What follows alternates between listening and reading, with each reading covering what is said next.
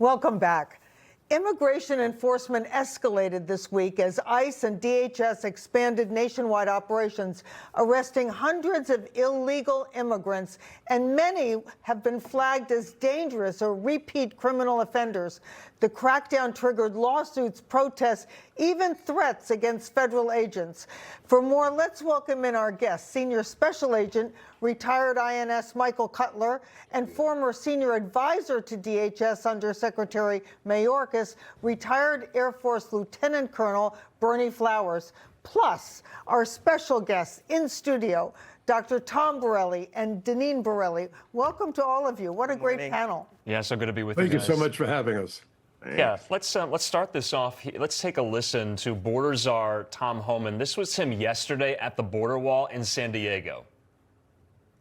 I'm begging the politicians, the governors, the mayors who constantly attack these men and women, please stop. I don't want to bury anybody else. It's not a joke. We're all there enforcing the laws. So, Michael, let's start with you. I mean, this really irresponsible, nasty rhetoric does need to stop. Tom Homan obviously has a point here.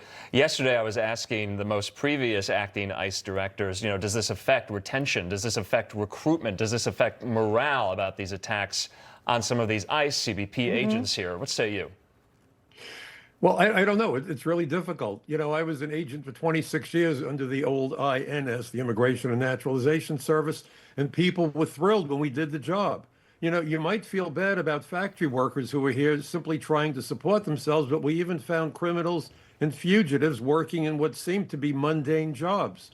The idea that people could come to America, violate our laws, and be rewarded for it sends a very dangerous message. And, during one of my last hearings that I did, most recent hearings before, I think it was the Senate Judiciary Committee, I made the point that sanctuary policies, and we could extend it now to the insanity we're witnessing, has fired the starter's pistol for aspiring illegal aliens from all over the world, convincing them that once you come here, by whatever means, you'll not only get away with it, but be rewarded for it, which is what sanctuary cities are doing. If you go to Title 8, United States Code, Section 1182, it makes it clear that the purpose of those laws is to protect public health, public safety, national security, and the jobs and wages of Americans. So how we could have politicians, supposed political leaders, telling their constituents that ICE is the problem is unfathomable. By the way, fast question. Would you get on an airplane if you saw people sneaking past TSA? We're talking about millions who snuck past the vetting process conducted for the same reason at ports of entry. So well said, Michael Cutler.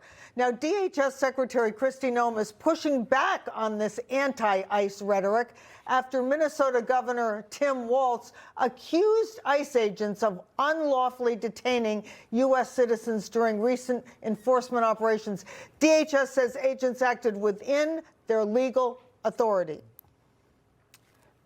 So, Colonel, DHS says ICE agents acted lawfully here. So is Governor Tim Walz misrepresenting the case? How do you see this?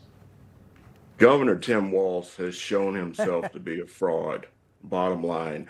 Our people out there are protecting America, not only domestically, but they're also defending us against national security threats. That's what I'm seeing from a lot of these people coming from overseas. They are not coming here in many cases, to try to help the system. So yeah, the secretary is well within her rights to defend her team. I'm very, very proud of her. And as far as Tim Walz, he needs to hire a really good accountant. we do want to... Let's get the Borellis in here, because this is outrageous that people who are trying to protect us are being attacked by these left-wing political leaders. Deneen. It's disgusting, but I just want to say what came out of this hearing. One of the stats that came out, as many as 18,000 known or suspected terrorists are in our country, and that is because of the Biden administration. And don't forget the number of illegals that came here, no medical clearance, they weren't fully vetted, so it's outrageous on itself, and also how our agents are being attacked. Dr. Tom Borelli. Yeah, and also at the hearing, I think it was Representative Thompson who called the shooting and the killing of the National Guard in Washington, D.C. an unfortunate accident. What's unfortunate is that people like him are elected to represent people. All right, Tom, Deneen Briley, thank you so much. Michael Cutler and Colonel Bernie Flowers, thank you as well. Thanks. Thank you. Happy Hanukkah, everybody. Thank you.